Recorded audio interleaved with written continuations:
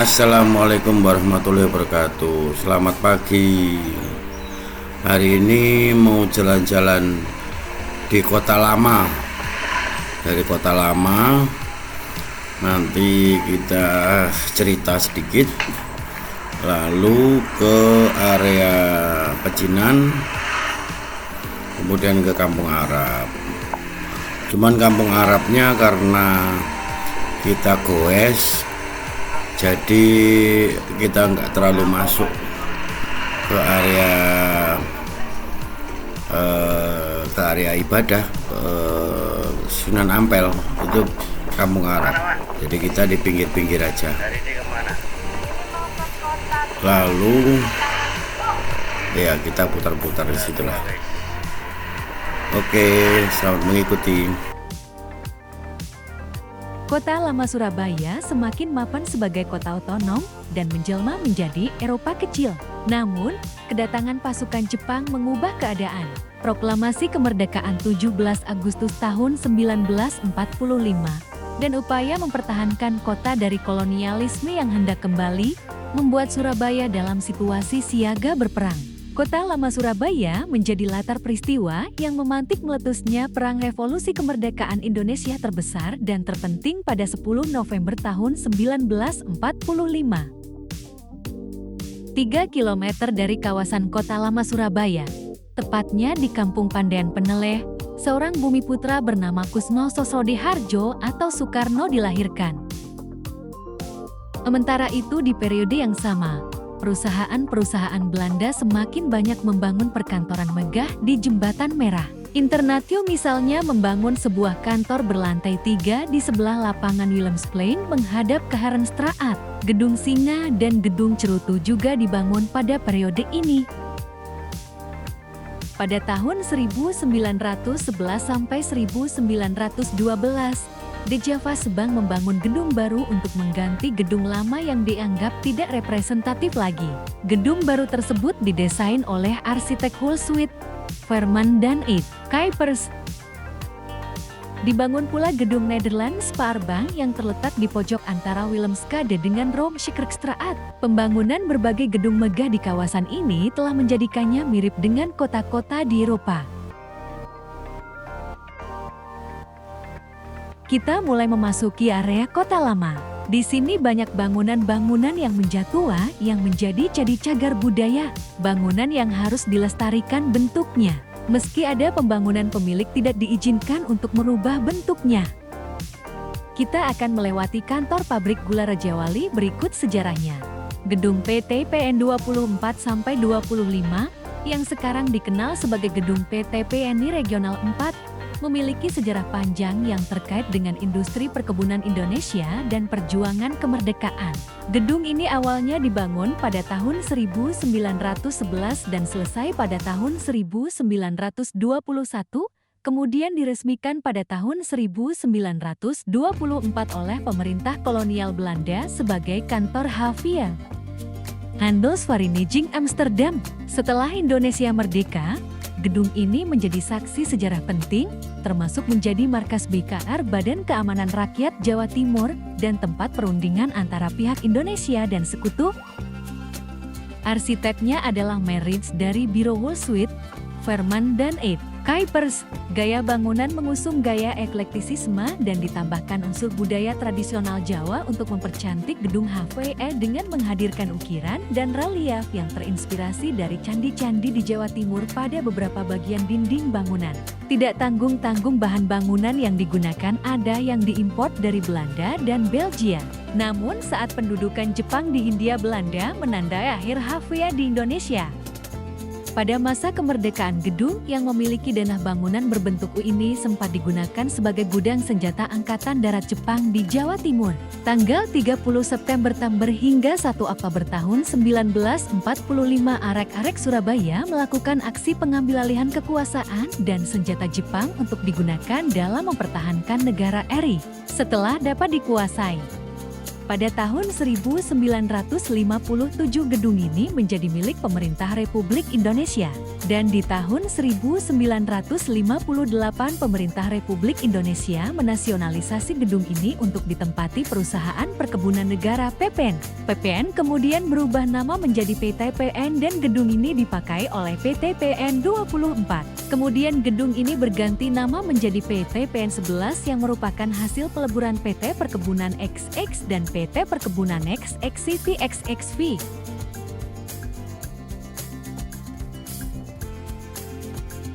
Ini adalah gedung tersebut sekarang menjadi gedung PT Nusantara.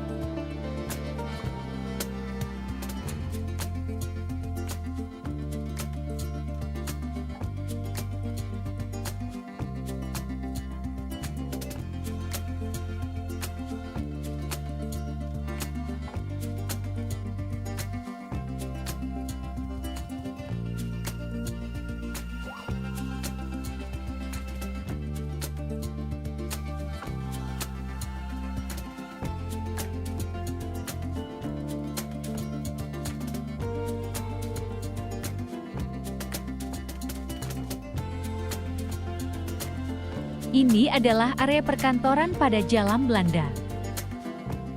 Sementara itu di periode yang sama, perusahaan-perusahaan Belanda semakin banyak membangun perkantoran megah di Jembatan Merah. Internatio misalnya membangun sebuah kantor berlantai 3 di sebelah lapangan Willemsplein menghadap ke Herenstraat. Gedung Singa dan Gedung Cerutu juga dibangun pada periode ini. Pada tahun 1911 sampai 1912, De Java Sebang membangun gedung baru untuk mengganti gedung lama yang dianggap tidak representatif lagi.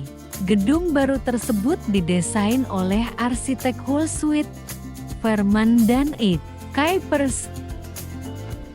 Dibangun pula gedung Nederlands Spaarbank yang terletak di pojok antara Willemskade dengan Romskirkstraat. Pembangunan berbagai gedung megah di kawasan ini telah menjadikannya mirip dengan kota-kota di Eropa. Gedung Singa merupakan salah satu gedung di dalam kawasan kota lama. Sebuah bangunan tua masih kokoh berdiri di Jalan Jembatan Merah.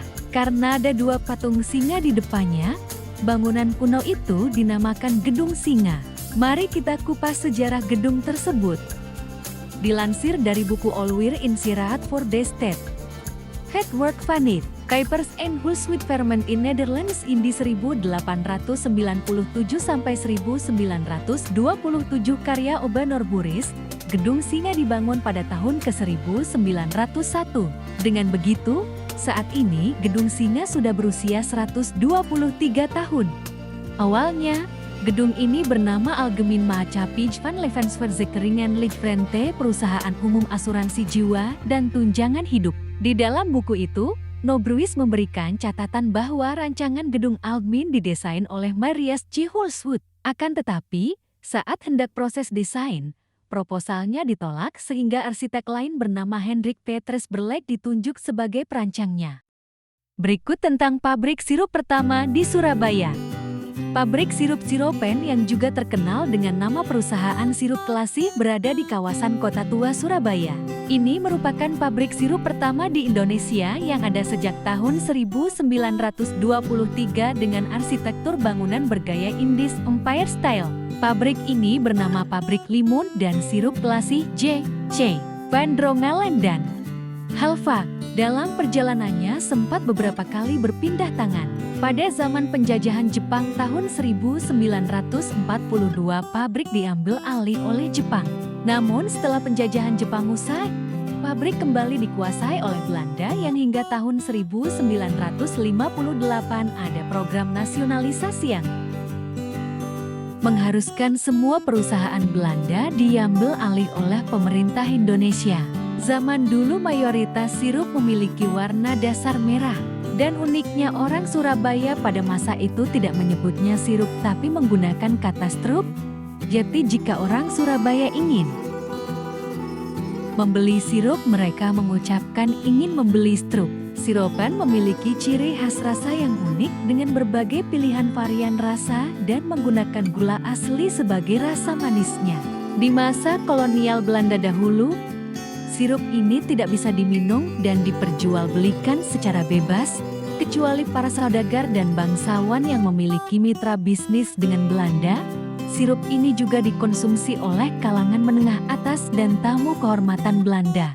Tetapi saat ini, masyarakat dapat dengan bebas membeli dan meminum sirup-siropen ini karena bisa ditemui di supermarket, toko kelontong, marketplace, bahkan bisa beli langsung di pabriknya yang berlokasi di Jalan Wiwis, Surabaya. Hingga saat ini pabrik sirup-siropen masih beroperasi dan cara pembuatannya masih tradisional sama seperti dahulu. Siropen sangat cocok untuk oleh-oleh ataupun diminum sendiri karena memiliki packaging yang menarik dan aman untuk dibawa.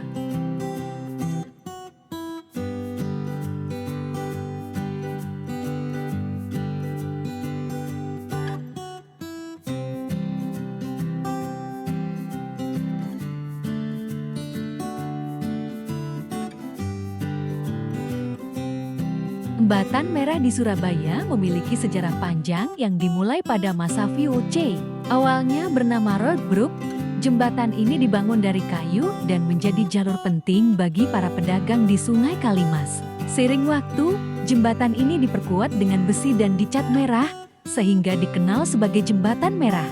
Jembatan ini juga menjadi saksi bisu pertempuran heroik arek-arek Surabaya dalam mempertahankan kemerdekaan. Jembatan ini dibangun pada tahun 1809 untuk menghubungkan wilayah timur pecinan dan Arab dan barat Eropa Sungai Kalimas, serta memudahkan akses ke Gezaga Bersuis kediaman gubernur. Jembatan Merah menjadi salah satu lokasi penting dalam pertempuran Surabaya pada tahun 1945,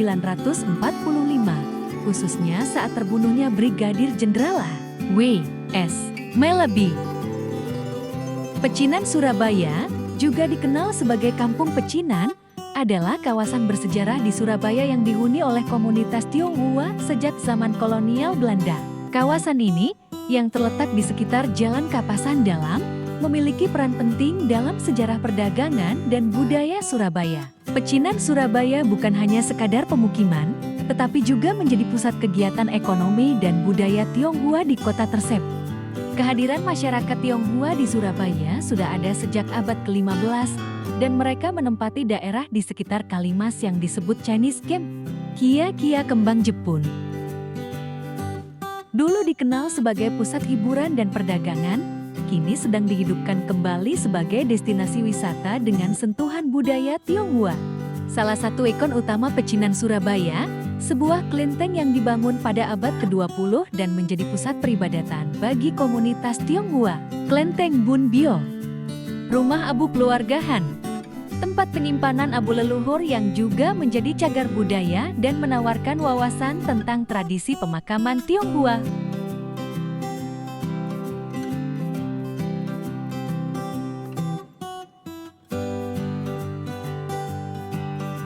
Kawasan Arab di Surabaya, yang lebih dikenal sebagai Kampung Arab Ampel, adalah sebuah area wisata religi yang terkenal dengan suasana Timur Tengah yang kental dan sejarahnya yang panjang. Kampung ini merupakan bagian dari kawasan wisata religi Sunan Ampel dan menjadi pusat kegiatan perdagangan serta pelestarian budaya Arab dan Islam. Orang-orang Timur Tengah, khususnya pedagang, mulai berdatangan ke Ampel sejak abad ke-15. Migrasi lebih lanjut terjadi pada abad ke-19 dengan kedatangan orang-orang Hadrami dari Yaman Selatan, terutama karena konflik politik di negara asal mereka. Meskipun dikenal sebagai kampung Arab, banyak bangunan di sini menunjukkan akulturasi dengan budaya Jawa, Tionghoa, dan Eropa. Penduduk kampung Arab terkenal dengan kegiatan perdagangan, menjual berbagai barang khas Arab seperti pakaian, minyak wangi, peralatan ibadah, dan kurma. Pegiat sejarah Surabaya Nur Setiawan mengungkapkan, awalnya saudagar Timur Tengah ini hanya berjualan kemudian kembali ke negaranya. Namun, setelah Sunan Ampel atau Raden Rahmat mulai membangun Masjid Ampel dan pesantren di sekitar wilayah Ampel, membuat saudagar ini mulai menetap.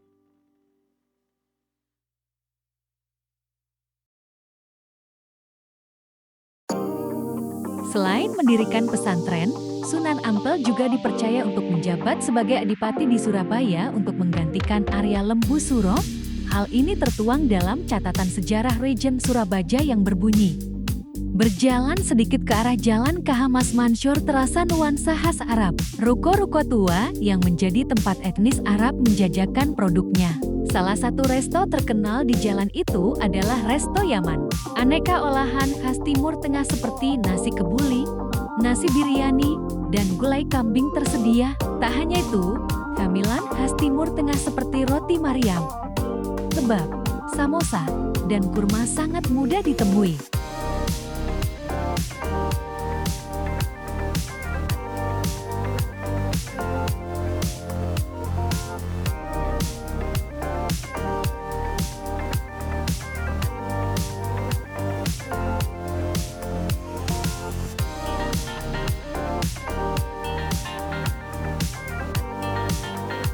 Sejak dibuka kembali setelah ditutup beberapa waktu lalu, parkir wisata religi Ampel kini kembali beraktivitas kembali normal dengan menambah fasilitas sesuai protokol kesehatan.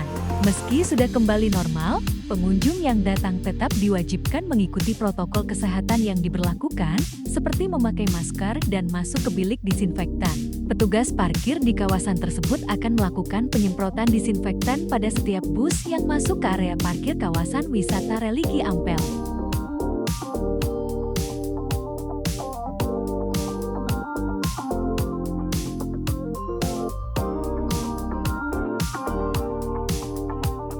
Demikian perjalanan kami, olahraga pagi sambil memperkenalkan sebagian sisi Surabaya, tentang kota lama, kawasan Eropa, kawasan Caen dan kawasan Arab, serta sedikit tentang jembatan merah yang legendaris. Terima kasih dan salam sehat.